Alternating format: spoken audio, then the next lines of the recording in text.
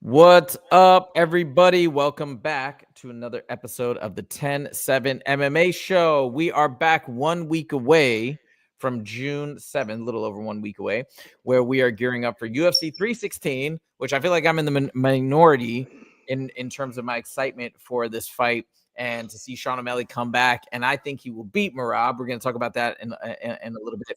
But we are very, very excited for this. Oh, sorry, my the show started playing on another browser that I had open on. Anyways, we are back. We got an exciting week ahead, weekend as well. A lot of stuff to talk about today. Johnny Monday says, "Yo, what's up? I'm rooting for O'Malley and think he'll get it done." Okay, I actually do think he's going to get it done as well, and that's one of the multiple topics that we're going to cover today.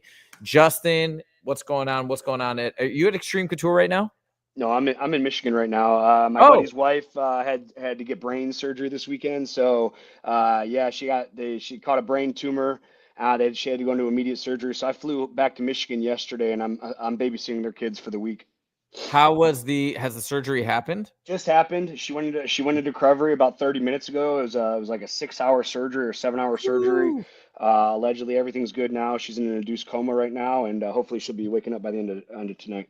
Wow. Okay. Holy smokes. I had no idea. So I am literally finding out all this news right now. But well, wow, that's a lot of That's news. good. Hey, I'm just glad I have, that's the thing, man. I'm just really glad that I have the opportunity to take a week off work and because I mean, like I said, everyone's like, well, why are you driving all the way or why are you going all the way back from Las Vegas? It's like because normal people can't take a week off work just on a whim like this. I decided to take work off on Thursday or on Wednesday. I flew out here last night. And I can take the week off work and I can survive. Like, I mean, Huzefa, you have such a crazy jam-packed schedule. Could you imagine be like, hey, I can't do tutoring for a week? Like that Yeah. just wouldn't work. And like the same thing with, their family around here, like, their buddies work at like GM and shit. They can't just take a week off work. I'm very fortunate, given my circumstances, that I can take time like that off work and come here and help them.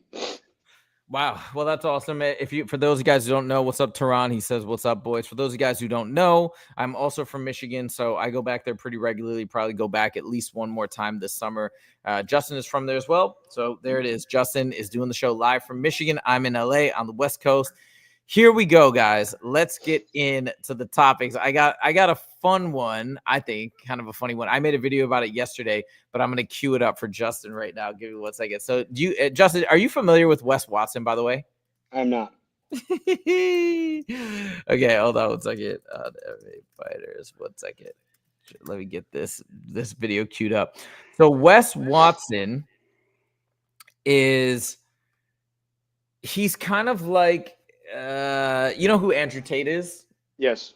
Okay, so he's kind of like Andrew Tate, sort of, but he is, I don't know. He's a personal trainer, I guess, and he talks tough. He's like, yeah, you got to get your, you got to get up, you got to do your thing, you got to focus on. There's some things that he says that I like, focusing on positivity and all the stuff. But he also went to prison. He calls everybody the P word because he thinks like, yeah, he's super hard and nobody else is hard and whatever. So he talks like this. Now, he recently came out and went on this entire rant about MMA fighters. I think the reason why, because I think people were saying like, yo, you would stand no chance against an MMA fighter. They would kick your butt. Like, you're not that tough, blah, blah, blah. And so that's my feeling, because this rant otherwise makes no sense. But Justin, as a fellow MMA fighter, I wanted to see what your I think thoughts you made a are. video about this. I This is did. about the video. Yeah, Yeah. I have. Yeah. Go So ahead. we're gonna play it for everybody, and then we're gonna get your reaction. I already gave my reaction yesterday, but check this out. Don't encourage anyone to run up to these pro fighters. Pro fighters are pussies, okay? They're only good in the ring. People I know will not accept a loss, okay? If a pro fighter did his jujitsu on him, then the guy's gonna come back and duct tape his family, okay? You don't wanna fuck with the wrong people. And the wrong people out here in the world are not pro fighters. You guys need to wake up. These are very big time squares. Pro fighters are the epitome of squares. They're like, come in the ring and I'll fight you. The people I grew up with and went to prison with, they don't give a fuck about a ring. They don't give a fuck if they're on camera. They don't give a fuck if they have to fucking live the rest of their life in prison. You will not beat them. They will not take a loss. You guys live in a fantasy world where pro fighters aren't the biggest squares on the planet. UFC fighting is gay. Like all that shit, like MMA fighting and all that shit is for people who never really were in fights. Like they never whooped ass their whole life. So they're always like, I'm gonna train and fight. Like I've always just handled shit very easily. I never had to think about fighting because I always just extinguished the problem however I had to.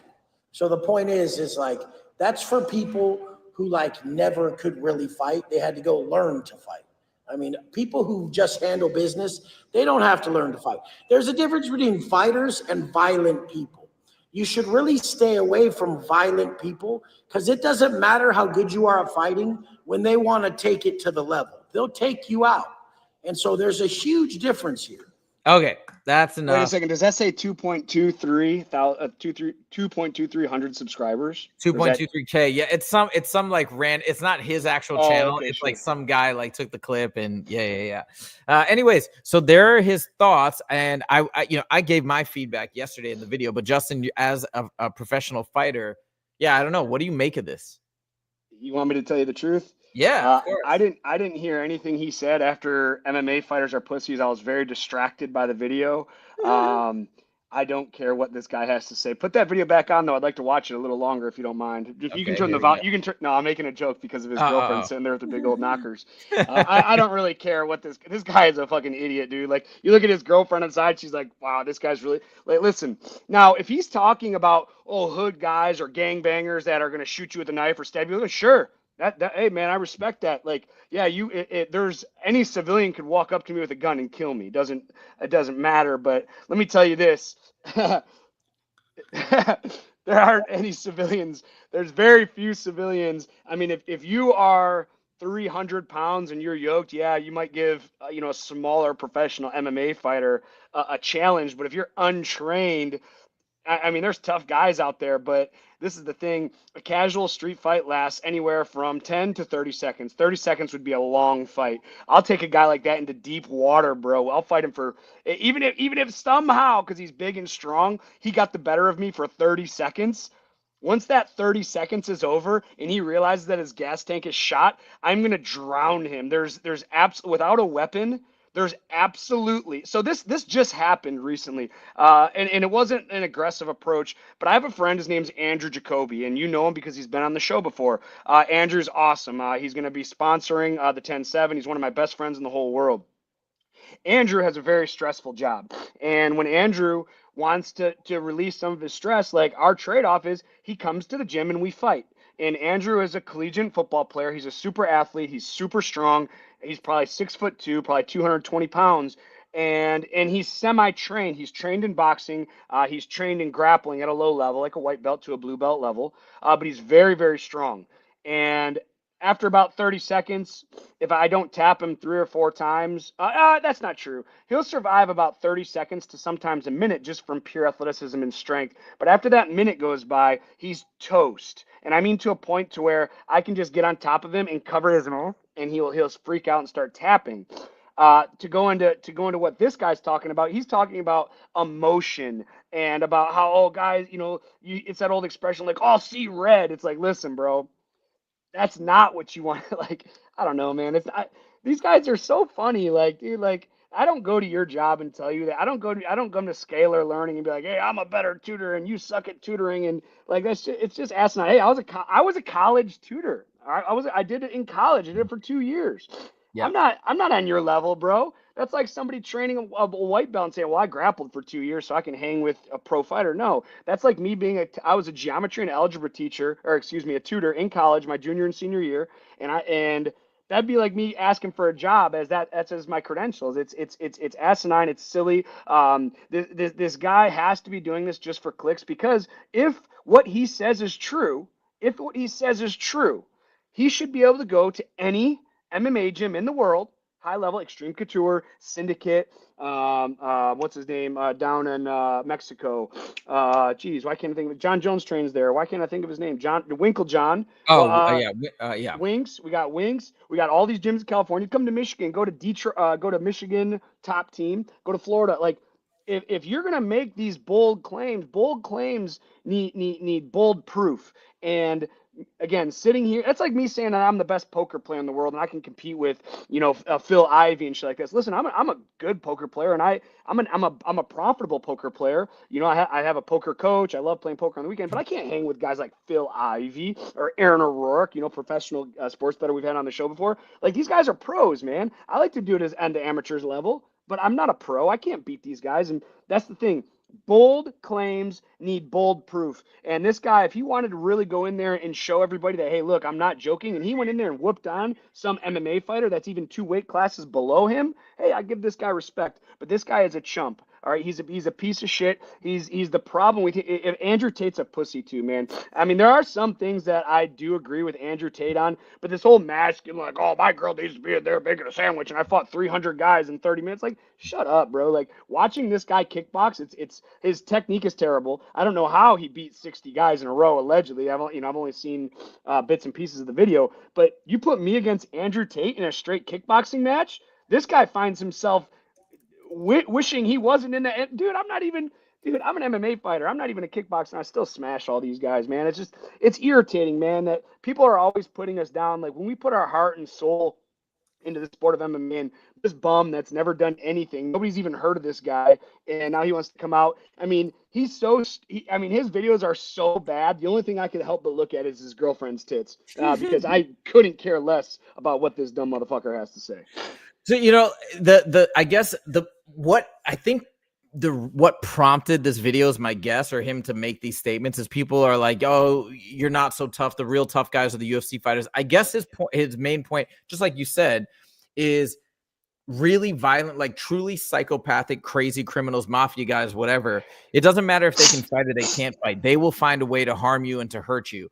And which is an obvious statement. Like, yeah, we're not saying that MMA fighters are the most dangerous people on the planet. No, it's people with guns who don't give a crap and are willing to go to whatever degree Correct. they need to end you, right? That's a fair point. But I just think it's some of the statements he said are kind of funny. Like, for example, he's basically saying MMA fighters aren't real like fighters, because he said you have to learn how to fight. Whereas me, I just always handled business. And that part I thought was kind of funny, because we've seen guys, for example, at Fusion Fight League, some of these guys who grew up, I've interviewed some of the guys. They've had like 20, 30, 40 street fights, and they claim they're undefeated in the streets.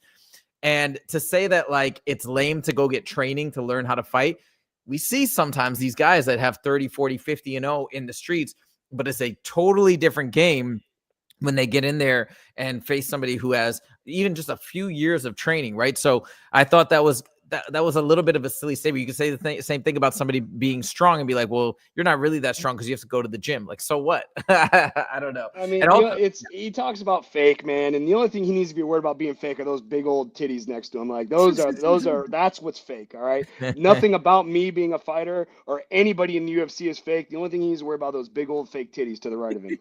All right, that's fair enough. Okay, just a fun little starter. Let's get into the real deal. Let's read a couple comments. We got a bunch of comments. Hey, Selena's back. I feel like Selena hasn't been here. Excuse my French, Selena. We messaged the other day. Sorry, didn't mean to talk about the breastises with a lady online.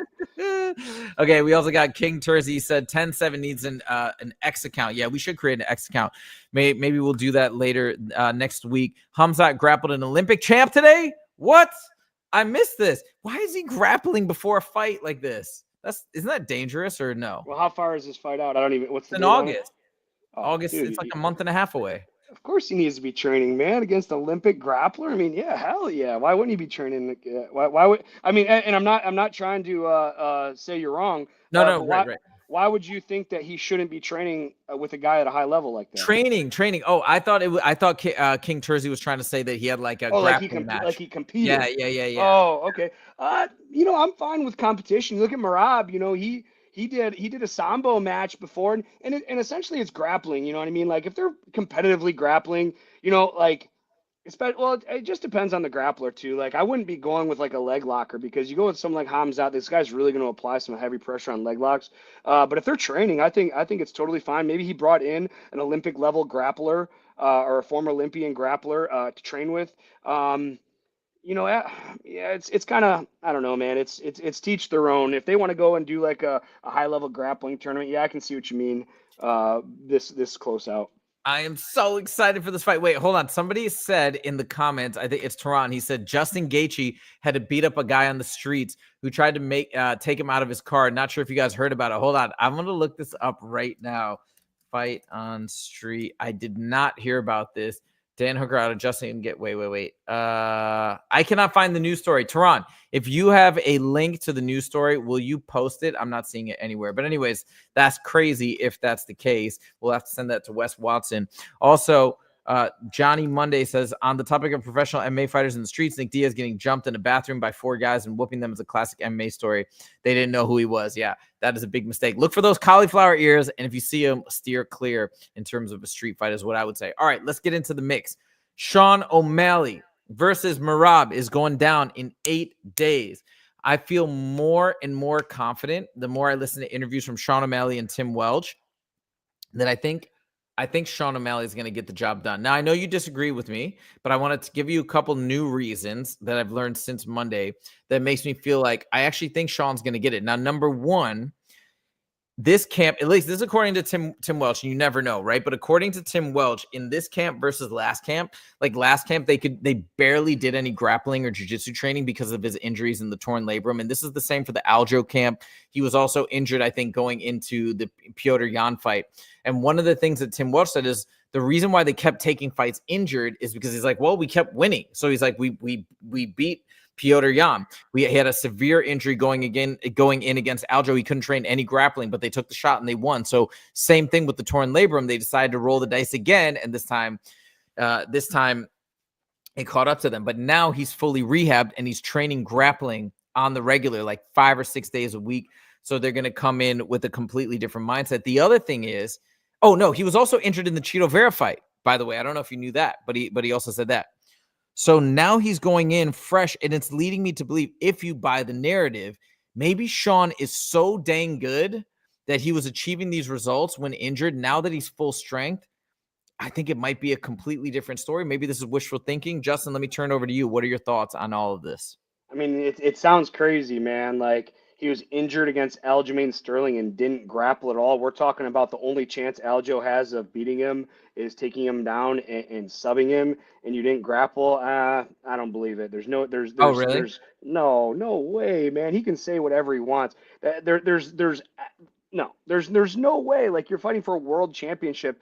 You're like, all right, we can't get taken down by this guy, but we can't practice our grappling. We can't practice our takedown defense. I don't buy it. I mean, you can come out and say you're injured in every single fight camp, man. And as we've discussed before, there are injuries through and through it. And that's why I loved having Andrew Jacoby on the show, because, going through every fight camp that I've ever dealt with him is for basically the last 10 years, we've dealt with some kind of injury, but we don't talk about it. Even when we lose, we're like, oh, I lost. And, this is why I lost. I'm a big Sean O'Malley fan, but I think they're just trying, because I think so many people think the fight is going to go the same way the first one did. They're trying to give reason for people to get hype about this. And one of the reasons is they can say is, oh, well, he was hurt, so this is going to be a different fight. With that being said, guys like you are going to be like, all right, I want to tune in. Now, if he doesn't come out and he's the same fighter that he was the first fight, everybody, including me and all the guys at the gym, are going to be like, all right, the fight's going to go the exact same way. So if they give the fight a different narrative, oh, shit, well, he was injured this time. Now he's not. He's got a perfect camp. It's going to give people incentive to want to watch it. Because, again, if he was perfect both times, I mean, here's the thing. Sean can beat Merab. This is not like, if he goes out there and starches him, I'm not going to be like, oh my God, I can't believe, like, no, like, there's as good as chance this time that he could do it this time as he could have the first time. Now, the problem I have with this fight is even if the odds are slightly weighed in Sean's favor a little bit more, I still think he's the underdog in this fight. And I still don't think he's going to win. Could he win? Absolutely. But the problem with this is that really bothers me about this fight is like, and I'm going to use you as an example because we're talking right now.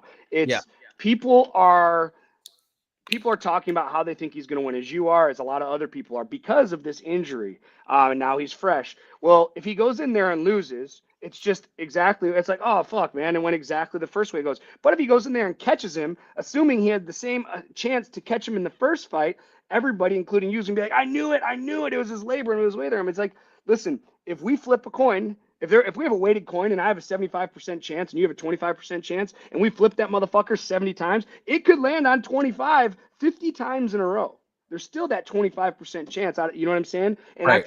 I feel the odds are very similar, maybe a little bit better for Sean this time if his injury was really playing a factor like it did. He has the knockout shot. He's not going to out wrestle him. He's not going to out grapple him. He's not going to out cardio him, but he can catch Merab coming in. Now we've talked about this. It'll be the third time I've talked about this. He cannot pressure Merab. Merab wants to lure him in and get him chasing so he can set up his takedowns. If Sean sits his weight back and tries to catch Merab coming in, that's how he's going to knock him out, just like he did Aljo. He knocked Aljamain Sterling out when he was coming in. It wasn't him going to Aljo to knock him out, if I'm not mistaken. You'd remember better than I, but I'm pretty sure it was Aljo coming in to take a shot. It was. Yeah, exactly. 100%. And that's what Sean needs to do to Merab. He could not pressure him. If he can sit on his back and pick him off, he can knock him out. But again, I think that this is just a way to try to sell the fight, because a lot of people, I shouldn't say a lot, but there are people that aren't excited about this matchup. Again, they think so many people. There's so I'm many excited. people. Yeah, but so many people. Yeah, I'm excited too. I think Merab's the greatest bantamweight of all time. He's beaten champion after champion after champion, and this will solidify himself again. But if you have a fight that nobody's really that excited about, and most people think it's going to go the same way, we have to sell the fight somehow. How are we going to sell it? Oh, well, we were injured the first time. We're not injured this time. Now all those guys are going to tune into the fight to see if Sean is really going to live to the expectation that he says he can live to. Now, Sean has created, he's changed a lot of things in his camp. I was reading about, because when you sent, like, dude, I'm babysitting this 6-year-old and a 7-year-old, so I do have some downtime. So I was like kind of looking up some Sean interviews on things that he says he's doing different in this camp. He stopped smoking weed. He said, it's not that I'm going to stop smoking weed forever. I'm just stopping it, for a temporary thing to get for this fight. I'm not on social media. I got my injuries taken care of. So these are great things, and it could play a huge factor in this fight. But again, at the end of the day, Sean has to sell this fight. Not a lot of people are excited to watch it. He had to find a way to sell it. And I think by changing things in his diet, being public with the things he's changed, and being public with his torn labrum going into that fight, is going to get guys to tune in. I think the fight's going to go the same way it went the first time, but I'm still going to tune in because I want to see if Sean can put us all to sleep. And again, if Sean goes out there and win, and everybody needs to know this, because people are like, oh, you said he wasn't going to win. No. I don't think he's going to win. But if he does, I'm going to be like, oh, I can see that happen. Does that make sense? Like, that's where this whole thing of everyone, like, because I know if Sean does go out there and starts him, everyone is going to be like, I knew it. And it's like, that could have happened the first time too. Look, obviously objectively it can go either way. And Merab, by the way, I just checked the odds. It's crazy because Sean O'Malley was favored the first time. Merab's a -325. That's a pretty big favorite. I definitely put him -325. So he's probably like +265, I would imagine. Yeah, +260. Yeah. I'm gonna put money on Sean for sure. I might put $200 on Sean to win 500, just because of the off chance he can catch him, guys. Like, for sure. He has the power at any time. He has the knockout power. But it's funny the way you describe it. It's like I kind of feel like a sucker because I am buying into the narrative. Look, I know from your perspective. I mean, you said you don't talk about injuries and people can make up excuses, but like when I think about it, if it's true, it's true. If somebody's actually injured or actually sick, it impacts the fight in my mind. Now, of course, Merab may have issues that he's not disclosing, so we can't really get a full sense. He's a broken toe right now.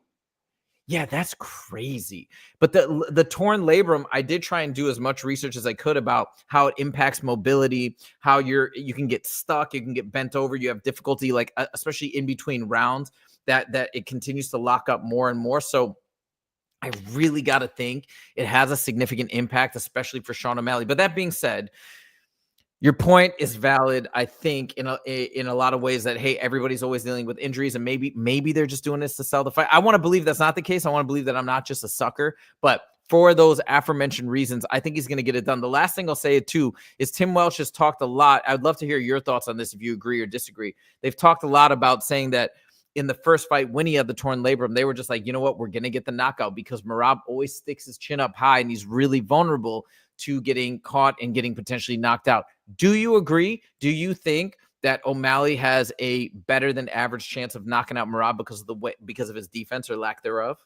No, I don't think it's because of his lack thereof defense. I think it's just because Sean is so precise. He's like a sniper, man. That's the thing. Like, it's not like when guys are coming in, it's not like he's hitting a 3 or a 4 piece, pop, pop, pop, pop. He's just like, where's that left hand or where's that straight punch? Where's that straight? Oh, bah! And he catch like Aljamain Sterling. You guys have to understand. I mean, it's not rocket surgery, but when a guy's coming in like Merab with his pace and his punch is going out, there's something I like to call a train wreck collision. From a maths perspective, how much more force do you think a punch is when it's coming at a target and now your punch is going out and you meet in the middle compared to like you see that punching machine at the bag or at the store that measures your punch power. Yep. It's standing still and you punch it and it swings up and the sensor's in the top. So it's on a pendulum that you punch it and it swings up.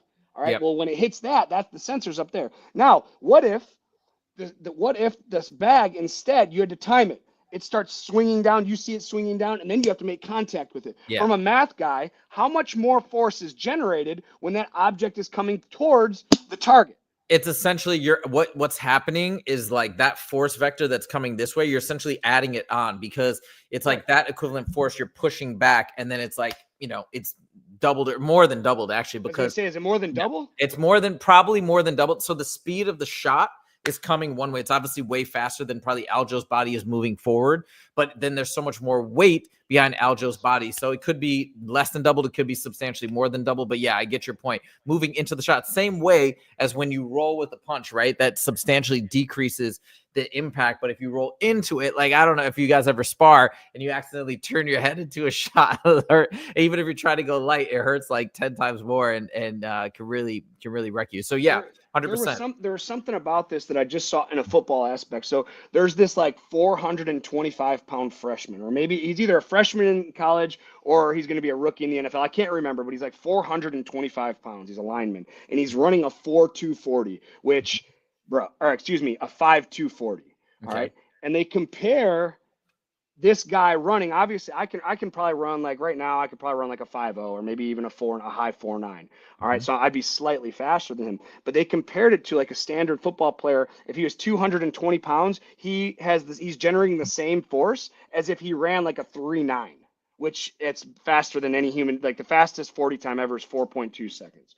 All right, so considering you take like a 220, or I think it's maybe a 250 pound player, and he runs a 3.9, which is essentially 0.3 tenths faster than the record in the world. Now you have this guy that's 425 pounds. He's running a 4.2. That guy that's running the 5.2 is going to generate like 3 times more power, or maybe it's the same. I can't remember exactly what it is, but that's kind of like what you're talking about. Aljamain coming in, although he's not going as fast as Sean's punch with that extra body weight, being 150 pounds, and then he's running into that punch that's, we'll say with gloves on 10 ounces. That's going. I mean, they measure the speed in the PFL. So the PFL puts stuff in their gloves so when they throw punches, and like some of these punches are being thrown like 20 miles an hour. Yeah. So I mean, how does that translate, especially when you hit somebody like in the head, the whole body, because the body's still coming forward and the head's getting snapped back? Do you think that deals with the powers or dictates some of the power and the knockout power as well? Absolutely. And with his precision, he's probably able to time it in a particular way where he's not able to roll with the punch, I imagine, makes that much more likely. I don't even know the last time Merab's been knocked out or if he's ever been knocked out, but is he undefeated? I think he has a loss on his record. I think he's been knocked out before. I'll double check right now, but if anybody can get it done, I would agree that it could be Sean O'Malley. And by the way, not just with a punch, his kicks are phenomenal. I want to say something though about the stream real quick. We're at 7 likes, guys, and we got 15 people on the stream. So if you guys could give this stream a like right now, if you haven't done so yet, we'd really, really appreciate it. We got a couple comments that I want to highlight right now. First of all, Hobknocker might be new to as a pretty funny name, might be new to the channel, new to the show. He says, if Justin Gaethje charges at me for stealing his car, I'd pepper spray and tase. I mean, I think I hope you don't miss. Yeah, you better not miss. You should get a Berna. I highly recommend that. That'd probably be a safer bet.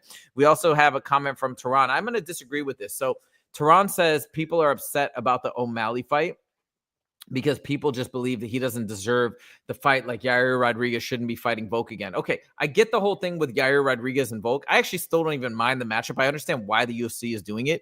People get so upset, but like, look, they need a Mexican fighter on that event when he's going to fight Volkanovski. So like, I understand it. It may not be the perfect matchup and the best meritocracy in terms of meritocracy, but it is what it is. This is different though. Who else could they put against Merab. The only other person would be Corey Sandhagen, but this was before Corey Sandhagen, right? The fight was scheduled before Corey beat what's his name? The guy who moved up from 125, former champ. I can't. The last Figueroa? fight. What's that? Figueredo. Yeah, there we go. He just beat Figueredo. So, like, yeah, sure. Corey Sandhagen is a great option, but I think people are upset more so because Sean and his celebrity status and whatnot, so they think he's getting special treatment. And maybe he is, right? He sat out. He didn't take a fight and got slid back in there. But to me, I don't think there was that many other big candidates that got passed over. Really only one, you could argue. And on top of that, Merab wanted to fight Sean O'Malley again. So to me, I don't know. I'm all about it. I think it's a great fight. I cannot wait. I'm super intrigued by it. Yeah, MGAL4 Production says Mavzar. Yeah, that's in the featherweight division. So everybody's upset that Mavzar, Evloev Mavzar, did not get the Volk fight. Anyways, Rafi also says, hopefully O'Malley can put a better performance together this time around. We shall see. And if not, man, oh man, Merab's legacy is getting cemented further and further. Okay. Let's move it on to topic number 2. I thought we could talk about the co-main event on this fight. We were getting closer and closer. I heard an interview of Kayla Harrison earlier this week. And by the way, thank you guys for the likes. We're up to 10 likes. Appreciate it. Kayla Harrison, if you guys are not a fan, I'm sure most of you guys are, the best part about her, in my opinion, is listening to her interviews, just hearing about her revelations, her stance on life, on family, on fighting, etc. Anytime I listen to one of her interviews, I get more and more excited about the fight. One thing, Justin, I wanted to talk to you about today, in particular in regards to Kayla, is she made the statement in a recent interview that she's like, if you would have asked me like several years ago, hey, do I see myself fighting in the UFC one day at 135 pounds, I would have said, yeah, right, you're crazy. And she didn't even know if she could cut down to that weight, right? She said she's naturally a 145 fighter, but she doesn't have that option in the UFC. Justin, just from looking at Kayla's frame, the weight class that she fought in the PFL, and the fact that she's come in and she's doing it, she's making the weight cuts. She's cutting down to 135. Like that'd be like Islam maybe going to featherweight or something insane, right? And she's doing what are your thoughts on Kayla Harrison as a person, as a fighter who's able to achieve this massive weight cut for her body type and still be successful? I mean, she's a world-class athlete. She always has been, even before she was a fighter. I mean, she's an Olympian. Like, she knows, what to do to dial in. And when you're an Olympian level athlete and you have a great team behind you. I'm sure she has a nutritionist. I know in the UFC she does have a nutritionist. So none of this is surprising to me. Now, the thing where I think she's going to struggle is as she gets older, those weight cuts are going to get tough. And it doesn't matter how good of a nutritionist you are. It doesn't matter. That stuff doesn't matter. Age, it will catch up with all of us, and you look at Jose Aldo, who just came out that said, I can't make 135 anymore. My body can't do it. This guy has been doing, making featherweight for a long time. He's been, he was making bantamweight for a little while, but unfortunately, you're like me, for instance, man, like, I could make featherweight, but it would have to be, I wouldn't do it for less than like fucking $25,000, you know what I mean? Like there would have to be, because the wear it puts in your body. I genuinely feel like hard weight cuts like Kayla's facing not only take years, or I won't say years, but I can see them taking fights off your career and potentially years off your life. With that being said, everyone says, oh, every time you take a fight, you're taking a year off your life, or every time you take damage in a fight, you're taking a year off your life. I don't agree with that, because I've had 79 fights and I'm still alive. So with that being said, I'm just some basic math. Yeah. But I think right now, I think it's going well. But again, let's see her. How many times she made weight? Twice? Once? I think twice. She's had 2 fights in the UFC. Let me double check. But I think twice. Okay, twice. That's great. But when she has to start making it 5 times, 8 times, possibly 10 times, if she wants to go on a multi-year reign, and claim as the best female fighter of all time. But again, it's making, like when I made featherweight, the motivation to make it in the UFC was a lot, and the motivation her to be as a UFC champion. But after doing it so many times and, defending your belt so many times, I think her body's going to get tired of it. And who knows, man? Maybe I'm wrong, but I know as I got older, when I was in my 20s, making weight was so easy. I'd jump in the hot tub, I'd be miserable for 3 or 4 hours, and I'd jump out and make weight. Now, I swear to God, if I look at I don't like to get in hot tubs for fun. I don't like to get on hot tubs to relax. When my fighters are cutting weight, because I have some fighters coming up, when I turn that bath on and I start heating it up, like I get PTSD. I don't even like to be in the same room. It's just I just don't like it. I've been so miserable for so long in a hot tub. And I'm sure she's going to develop something similar along the way. So obviously, there's two pieces of the puzzle, right? Like one, she's got a nutritionist. Maybe she's dialing it in. She's learning things as to how to do the pre-weight cut, maybe to make the weight cut easier, right? Maybe she's fine tuning her diet, her cardio, etc. But she's also getting older. Do you think now I double checked? Yes, she only had 2 fights in the UFC. 2 times she's cut to 135. Do you think this third time around, because she's gotten older, but she's probably got the process more dialed in, is it going to be easier, harder, or roughly the same as the first 2 weight cuts? I think this one is going to mean a lot to her because she's fighting for the belt. Yes. Yes. Yeah, I mean, this is going to mean a lot to her. She's not. Here's the thing: check marks, right? She's still climbing the mountain. You know, when you're climbing the mountain. You know, like when I was climbing the mountain, getting to the UFC, guys, like I didn't give a shit. I mean, I'll run my head through a wall. I'll jump in the hot tub. You know, I'll do it all. And again, she's still climbing the mountain. My pinnacle, my goal was like her goal is to win the UFC championship. My goal was to get to the UFC. So when I got to the UFC, to me, that was me winning the UFC championship in my heart, in my head. Now, once I got to the UFC, okay, I would do the things I have to do to get ready for my fights. But once I got cut from the UFC, my motivation of cutting weight, my motivation of nutrition, I would do it good enough to make weight, but I would never go above and beyond. I mean, when I was in the UFC, I went from 185 pounds to 145 pounds in 4 weeks. If someone told me that, hey, listen, I'm about 180 pounds right now. If they said, hey, you need to make 145 in 4 weeks, hell no, that ain't happening. Like I have no motivation to do that. So I'm wondering where her motivation will be after she becomes the UFC champion. You know, She was the PFL champion 2 or 3 years in a row, and then she ended up losing. You know, maybe her camp wasn't as good that third or fourth. I don't remember. I think it was her third time. You know, maybe her camp like, fuck, I've already done this twice. Like, all right, I'm going to skip corners for whatever, maybe training, maybe, it's just, there's so many variables that we'll never know because as a fighter, we're always going to come out and say how great everything is, and we feel great in everything we were above and beyond. But in the back of my head, I know that I cut corners. Once I got cut from the UFC, I cut corners, and maybe once Kayla becomes the UFC champ and defends, she might start cutting corners too. And again, I'm not going to say she's going to, but she could, and that could lead to really brutal weight cuts. And if Kayla misses. She's not going to miss weight this fight. She's going this is a new check mark for her. And she might not even miss weight her first title defense. But how many times, eventually, I think she's going to end up missing weight. Quote me here, whether it's her first title defense or her second, maybe her third, I think in the long run, she's going to eventually miss weight. Oof. Well, I hope not, because I'm a big Kayla Harrison fan. I'm a big Kayla fan too, and sorry to interrupt you, Anna. And I did it. I just talked about this. You're okay. I just talked about how I don't like cutting you off. It's a big pet peeve of mine, guys, and I cut Huzefa off. It's so rude, but I get an idea in my head, and I'm such a scramble brain that sometimes I'll forget my idea if I don't say it right now. So no, go ahead. You said you're also a big fan of Kayla? Big fan of Kayla. She just did an episode on Impractical Jokers. Oh my God, it was so funny. So they're at like this wedding and she's dressed to impress. She looks great. Her hair's all done. I'm gonna look it up. Hold on. And like James, I think the guy name's James, he comes over and he starts like chirping her, start talking to her. I mean, it's set up between them two, but nobody else in the wedding knows. It might not be a wedding, but it's some kind of event. And they're like standing next to the pool and they're like talking. And she just grabs him and hip tosses him through a table.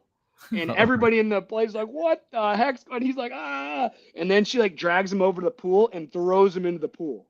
Hold on. I found it. Wait, let's take a look at this. I'd never seen this before. This is 7 years ago. Okay, look. It was 7 years. I thought it was recent.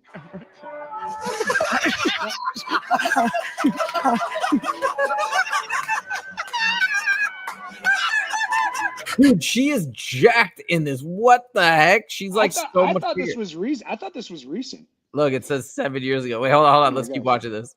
Dude, it's almost a little bit more. Yeah, that's it. Excuse me 1 second. Oh, he just keeps going up to her and tries to wrestle her? Wait, puts him through a table. Take Here, it down. That's it. Excuse me 1 second. Excuse me 1 second.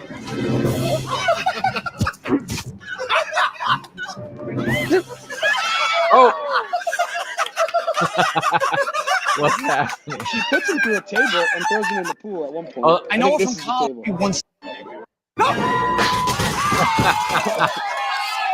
Oh my God!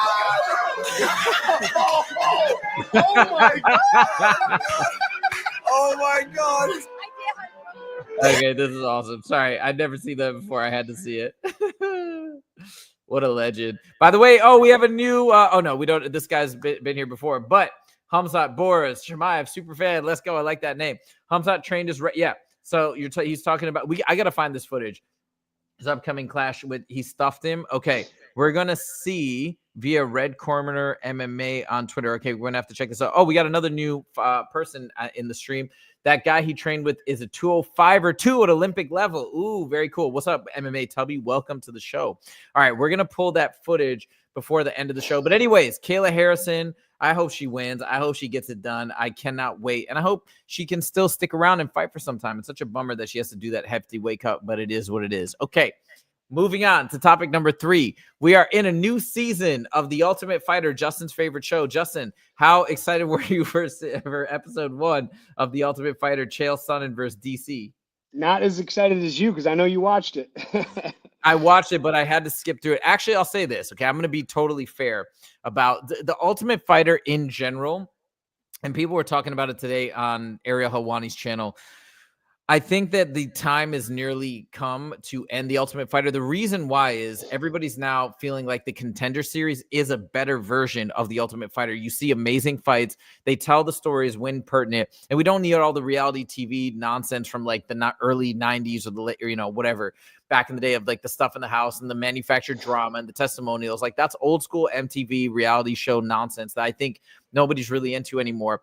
I don't know if they're thinking of ending it, but I think maybe we're coming to that point where it's just past its prime. That being said, the part that I was really thinking was going to be horrendous was just Chael Sonnen's antics, because I think everybody's getting kind of tired of Chael and the nonsense that he speaks and whatnot. But what I realized is in the Ultimate Fighter format, the people who do the filming and putting it together, right, they can edit stuff out. Like they don't have to just give Chael a platform to talk in circles and do all the nonsense that has turned so many fans off.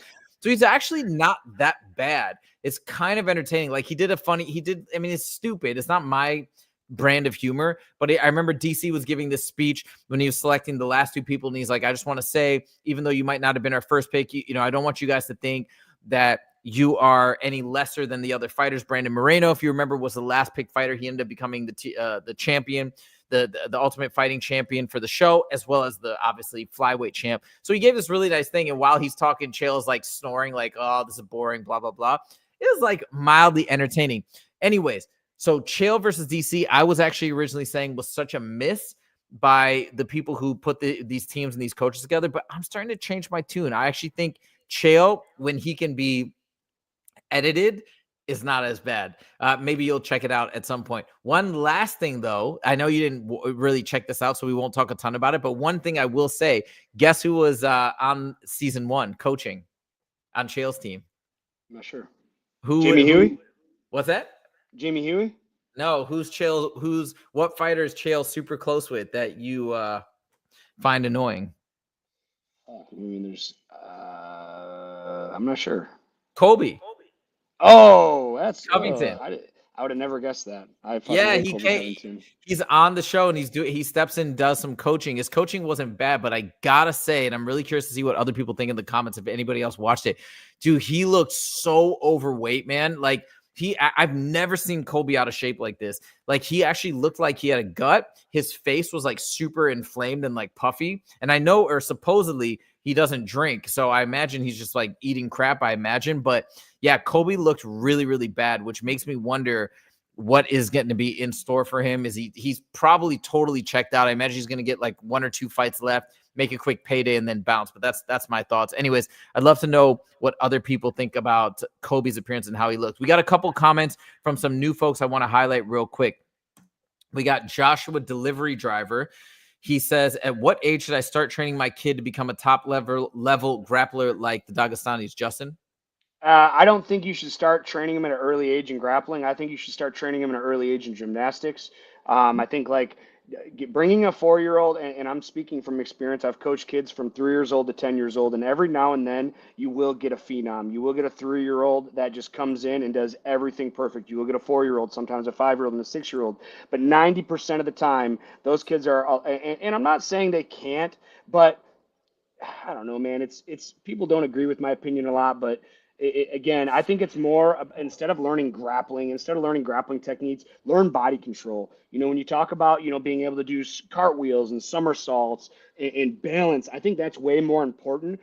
Because you look at me, like I didn't start grappling till I was 19 years old, but I had a high level of wrestling in high school, wrestling in college, wrestling, at a high level, and I pick up grappling really easily. Again, I don't think it's about trying to teach a million techniques to kids that are 3, 4, 5, 6 years old. I think kids should start, if you want to start doing like technique, do it when they're mature enough to sit through, because a lot of times technique is boring. As an instructor, if I have 20 kids on the mat and 3 of them don't want to be there because they're, say, 6 years old, and say I have 20 kids, 5 of them are 10 years old, 5 of them are 9 years old, 5 of them are 8 years old, 2 of them are 7 years old, and then the other 3 are, say, 4, 5, and 6. I cannot control that room because I'll struggle teaching the 8 and 9 and 10-year-olds because my time is being devoted to the 4, 5, and 6-year-olds that aren't paying attention. And I'm trying to get them to show them, and they can't pick up the technique. So it really hurts the older kids in a program like that, because most programs are from 4 years old to 12 years old. So again, I'm hoping I'm answering your question. In my personal and humble opinion, I think 8 years old is a great time to start training technique. I think anything before that, you should focus on having fun, playing games with body control, doing gymnastics, again, cartwheels, somersaults, handstands, stuff like that. When you talk about the Russians, when I go to Spain and I get to work with the Russians, because they'll come to Spain and work with us, that's what they do with their kids. They put their kids in gymnastics, and hopefully by the time that they have, I look at like Elijah Aris right now. He's one of my amateurs. He's 20 years old, professional gymnast making his amateur debut.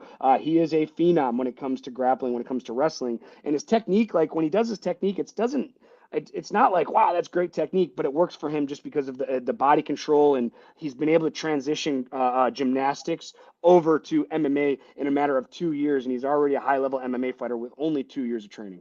That's very interesting, because I never heard the gymnastics bit or that recommendation, but I think that's really interesting food for thought. By the way, we've also got a couple other people that are new. Swampy the Rabbit says sad about Giles hitting his head after weigh-ins. I did not hear about that, but we'll have to check that out.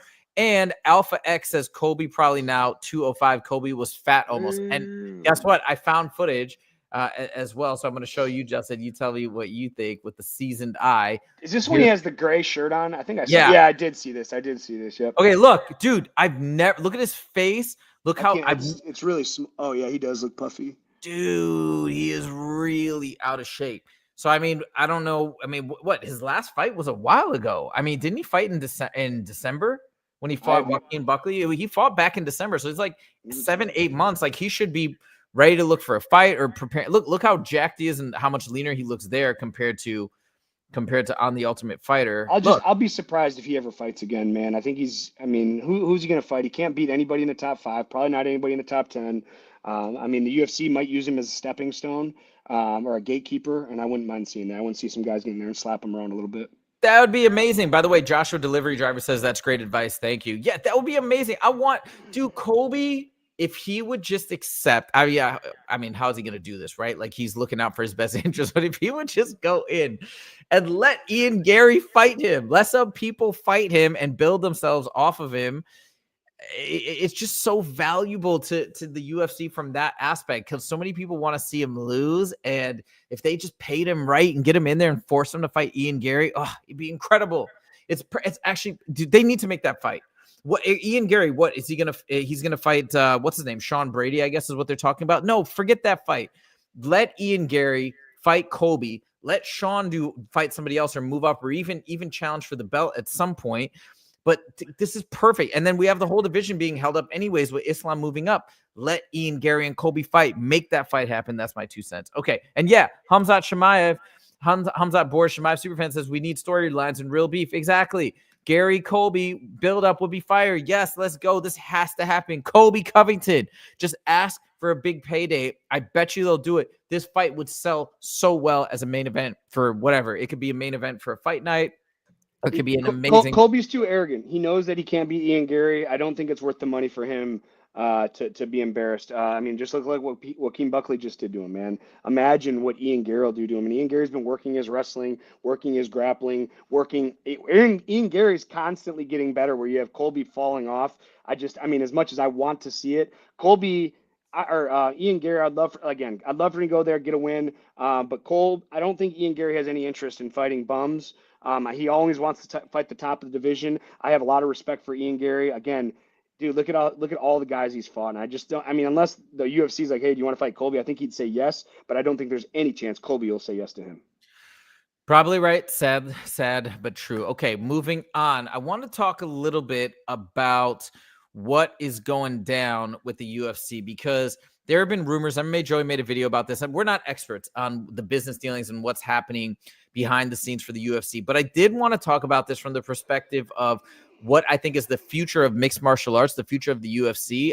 I've stated publicly, and I'll state again, just as a caveat, I do own TKO stock. I actually just re-upped and bought some more yesterday because I think this deal is about to be announced soon. And when it's announced, I don't think people fully understand.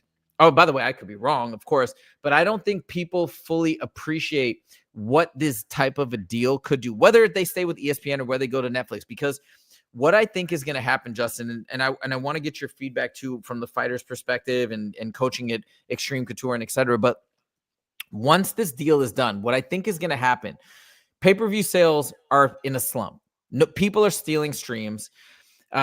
Even Aljamain Sterling said when he fought Sean O'Malley, the pay-per-view buys, Sean O'Malley is one of the biggest stars in the UFC, said they were totally unimpressive. And I think it's not just because, Sean O'Malley doesn't have star power. More and more, the pay-per-view model is dead. It's from the 90s, from the 2000s, from the 80s. It's out. People want to sign up to a service and stream. So what's going to happen, I think, is either when Netflix purchased them, either it's going to be rolled out within the package of the Netflix subscription, which would be incredible, or maybe there'll be a small add-on fee, but I don't think it's going to be $70, $80 anymore. What that will mean for the UFC is it's going to be so accessible now. It's going to be just like, hey, let's pop on a football game. Oh, wait, we can actually watch a UFC fight now. It's not behind a paywall, or I don't want to deal with trying to steal it or stream it or things like that.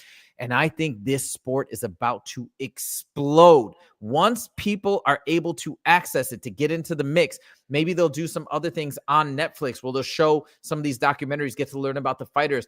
And with their production team behind it, they can tell the story of the fighters so much more effectively. I think this sport is finally about to explode the way that I predicted years ago, that it's going to be the biggest sport on the planet, even bigger than soccer one day. Maybe not in the next couple of years, but one day. Justin, what are your thoughts about this new deal, about what I believe will happen, which will be massively increased availability? Because I think it's just going to be part of the streaming subscription and people are just going to be able to watch it. What do you think this is going to do for the sport and for fighters? I mean, look at Tyson, Paul Tyson, man. Look at the views on a lackluster, nostalgic fight. Like, how many views did they have? Millions and millions. 70 million or something crazy. Like, insane. I mean, those numbers don't even make sense, and it's not even an exciting fight. It was terrible. Terrible. So right now, I didn't even realize. I thought I was paying $10 a month for Netflix, but it just got charged out of my account. I'm paying $25 a month. I know, it's so expensive now. But so we added, okay, let's say you had a sports subscription as well, and now it's $50 a month, but you get all these pay-per-views. Yeah. I'm in, dude. I'm down for that. I can, I do want to bring back, Always Sunny and shit. To Netflix. They transferred over to Hulu, but regardless to sports and a sports subscription, guys, do your $25 basic subscription or $50 a month for a sports subscription. Have all the regular streaming platform plus the UFC events. I think it'd be huge for Netflix, and I think that even discounting the price from, say, $25, adding a $25 on subscription besides $75, that's going to encourage more people to buy the subscription. Because again, I've bought maybe one pay-per-view ever. Like, I have no interest in spending $80 on a pay-per-view to watch maybe one or 1 to 3 fights at max. I don't want to watch the prelims. I don't really care to watch. Most of the time, I don't even care to watch the first few on the main card. I'm there for the main event. I'm there for the co-main, maybe the fight before the co-main. So spending $80 is ridiculous, but I'll spend $25 extra a month. And now that has to go in. If there isn't a pay-per-view that month or 2 months, you still have to pay that extra $25 in the subscription. I can see that going down, and I can see it working as a very successful business model for Netflix. I think it's going to be super successful for Netflix, but I think it's going to blow the UFC up. I'm freaking out. And literally that's why I continue to believe. I believed in the UFC years and years ago when the Endeavor stock first went on sale. Since TKO's gone on sale, I've had multiple times where I purchased TKO stock. I believe in this company and this sport and this product so much. I know there's a lot of negativity right now in the MMA YouTube space. People are saying MMA is in a recession and all this stuff. Maybe it's because pay-per-view buys are down, but it's not because of the UFC product, in my opinion. People critique Dana White and all the time on like bad matchmaking.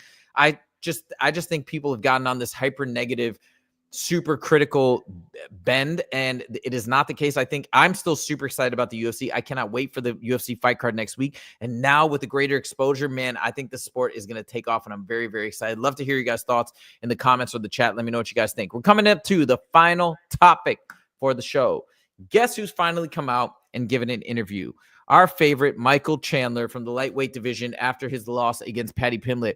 Now, he still wants to fight, dude, and get in there, and he wants to be active. And props to him, dude. He's like 39 now, or 38 or 39. He's getting up there still. And we've made our fair share of content about Michael Chandler, some positive, but some negative. We talked about the cheating. We talked about those types of things that I think rub you the wrong way, rub me the wrong way as well. But that being said, I love the fact that he's in there. He's always game. He's ready to fight.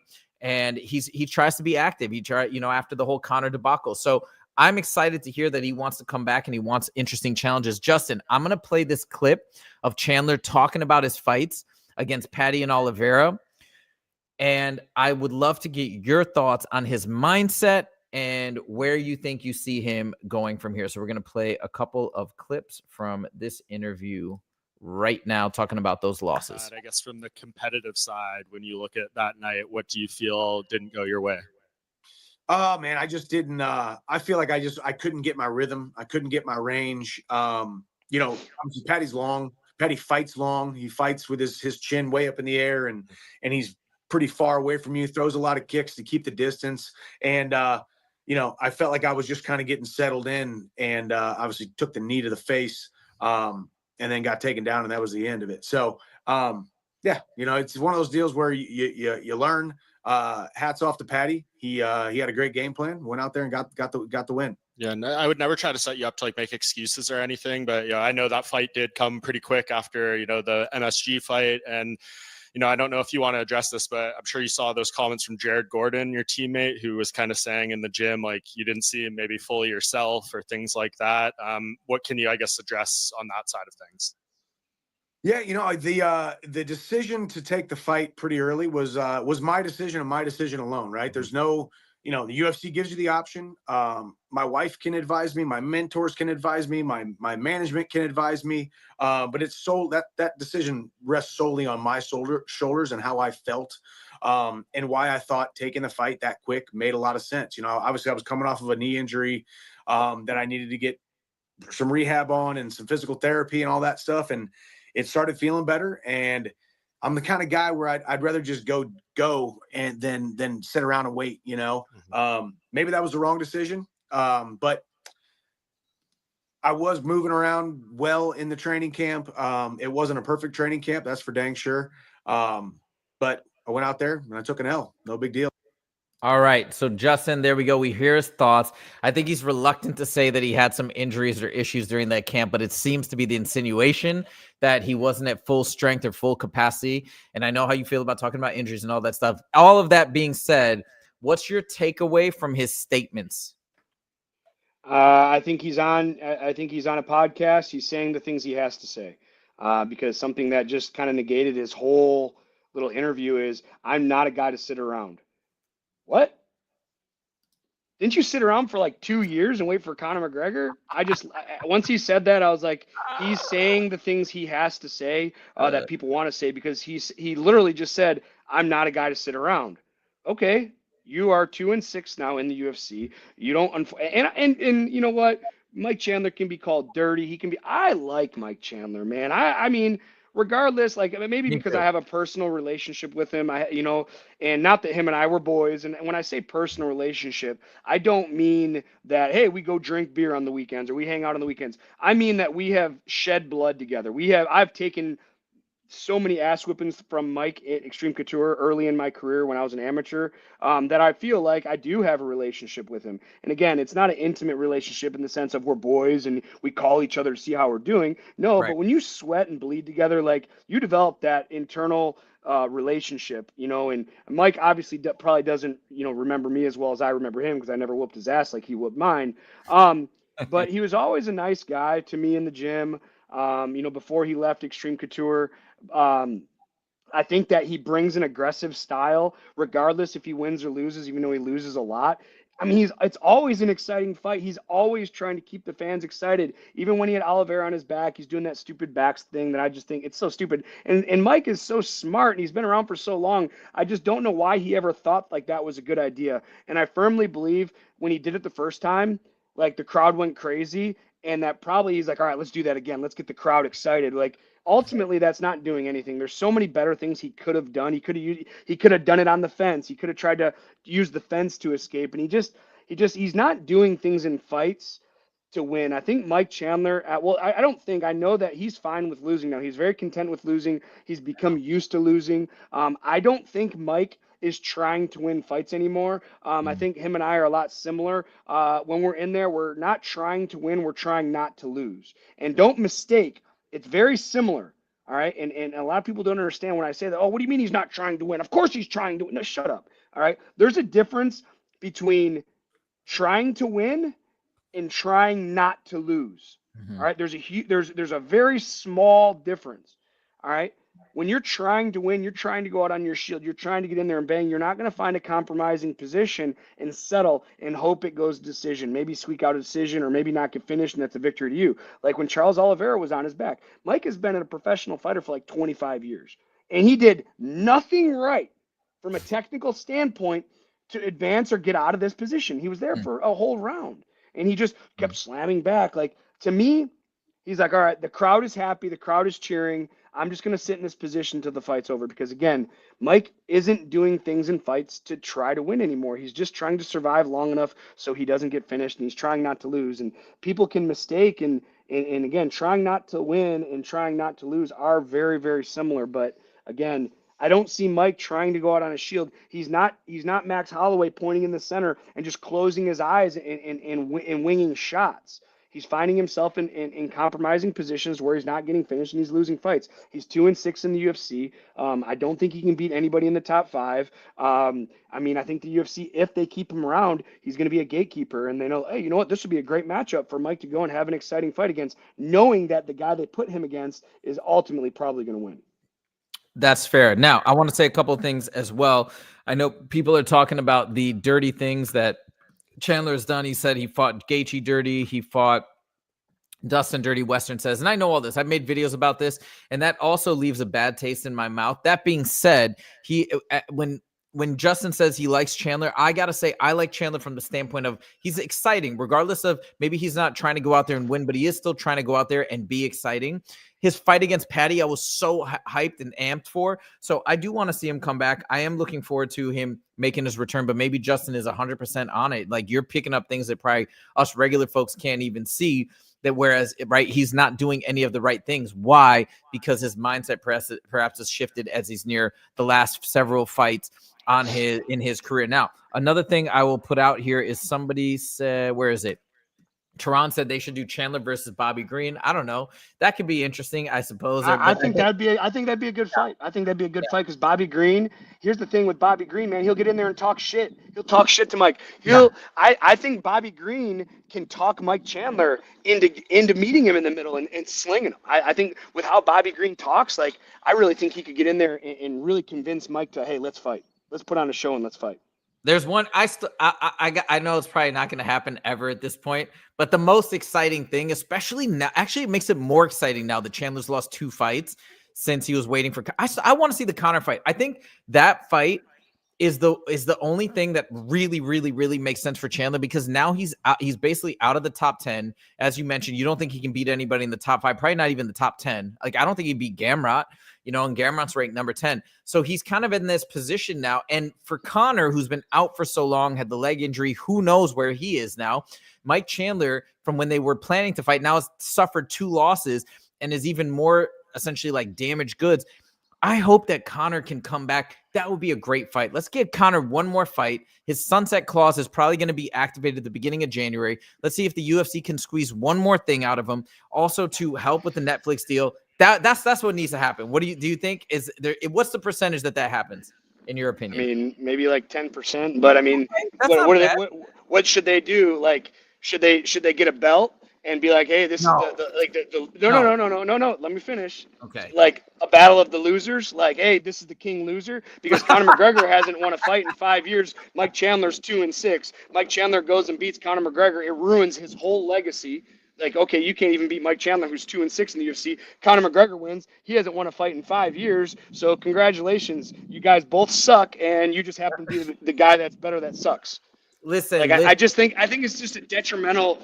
It's a detrimental fight to both these guys, because again, Conor McGregor, dude, you love him, hate him, be indifferent about him. This guy has won a UFC championship at 2 different weight classes, and not only at 2 different weight classes, 2 of the toughest weight classes in the UFC. And Mike Chandler has come over. He beat Tony Ferguson, who's lost 8 fights in a row or 7 fights in a row. He beat Dan Hooker when he first came in, and Dan Hooker, I think, would smash Mike. That's the fight. That's who I want Mike Chandler to fight. I want Mike Chandler to rematch Dan Hooker. And send him off, because I think Dan has gotten so much better, and I've become such a fan of Dan Hooker since that fight. I would love him to go in there and right his wrong. I don't like the Conor McGregor matchup because it's a lose-lose for both of these guys. More of a lose for Conor McGregor. It's a battle of the losers. I don't think, by the way, guys, we have 17 people on the chat right now, and we only have 10 likes. If you guys could give the stream a like, we'd really appreciate it. Thank you guys so much for joining. As we wrap up the show. Hold on a second. Listen, Conor is near the end of his career. He is not re-signing. He's not going to sign a new deal with the UFC. He wants to fight in bare knuckles. Speculation is that his sunset clause is activated in January of 2026, because people think he likely signed the last deal with a 5-year sunset clause in 2021 of January, which means he's either going to have one more fight in the UFC and then bounce, or no fight and bounce. So to me, I don't think it's necessarily lose-lose. Let's get Conor in. Don't you want to see Conor fight one more time? And who else? Chandler's the perfect opponent in terms of name value, and also maybe where his skill might be right now, right? Like, anybody else with that type of name value is going to be so much more dangerous to Conor, whereas Michael Chandler's, you don't think so? No, dude, no, listen. Sorry, I no, go. Tell me. Damn it, I hate when tell me your thoughts. I want to know. So rude. No, I want to know Nate Diaz 3. There's no Mike Chandler. Bring Nate Diaz back. Okay. They have beef. They have history. They're 1-1. That's the fight to make. Who cares? Conor McGregor goes in there and beats a guy that's 2-6, now 2-7. Oh, cool. Conor McGregor fucking sucks. But now in this one, Nate Diaz is such a fan favorite, and there's so much animosity between these guys. I mean, think about the press buildup. Dude, I'll buy that pay-per-view. I'll buy a Nate Diaz Conor McGregor 3 pay-per-view. If it's $80, if it's $90, I'm not buying it. I'm cheap, but I'll buy it for $80. I make the UFC a promise. I've only bought 1 pay-per-view ever in my life, and I will buy Nate Diaz Conor McGregor 3. That is the fight to make. Fuck the Mike. You come in. That's like me. I don't know. That's like me getting cut from the UFC and going and beating some regional fighter that's 2-6. Like, it's just, there's no credibility to it, man. And congratulate. Like, can you imagine Conor McGregor goes in there and wins a decision or wins a split decision, and then everybody, Conor, you were one time the 2-belt champ, and you were one of the best fighters in the world, and you barely just beat a Mike Chandler that's now 2-7 in the UFC. He's lost to everybody. Or you have the Nate Diaz matchup that everybody and their mom doesn't care about Nate Diaz's record, doesn't care. They just care about the history and settling that beef. Conor McGregor, Nate Diaz 3 is the fight to make. Michael Chandler versus Dan Hooker, that's the fight to make. Those are the 2 fights to make. Give Dan Hooker, he's gotten so much better. Give him a chance to redeem his loss to Mike Chandler, who's essentially, in my opinion, he's become a laughing stock. And, even you look at this you look at this interview, because Mike Chandler was a bad motherfucker, man. When he was in Bellator, him and Eddie Alvarez has some awesome fights. He's had some awesome fights in the UFC, but he's not a championship caliber fighter. Give Dan Hooker a chance to right that wrong against this shitty fighter. Show how much better he's gotten. Give Conor McGregor and Nate Diaz a huge payday, which it will be a huge payday for that. I mean, I have so much respect for Nate Diaz. And at the end of the day, honestly, I have a lot of respect for Conor McGregor. I don't care if you guys don't like him. I like Conor. I think he's incredible on the mic. I think he's smart. I think he's witty, and he knows how to draw a crowd. Whether you like the things he does or says, I don't really care. The guy is an entertaining fool. He can entertain fucking Helen Keller. Like, I really firmly believe he's that good of an entertainer. This guy could sit in front of Helen Keller and entertain her. Helen Keller, what a reference. He's a genius. He's one of the smartest guys the UFC's ever seen. I agree with you. Wait, Justin, I got to chime in because somebody said something that just blew my mind, and it's maybe not that, like, maybe it's obvious, I guess, but who said it? Nate, who put it up here about Netflix? I can't remember. I think it was King Tersey. He said the first fight on Netflix should be Nate versus Conor 3, and that is so true. Think about it. The only way that would blow out actually the Mike Tyson versus Jake Paul numbers. If the first fight, if they get the Netflix deal, and I don't even care whether it's Nate versus, I'd rather see, actually, I don't even know what I'd rather see. But if you can get Nate versus Conor on the first fight on Netflix, everybody on the planet knows Conor McGregor, regardless of what you're saying about him no longer being a top fighter, this and that.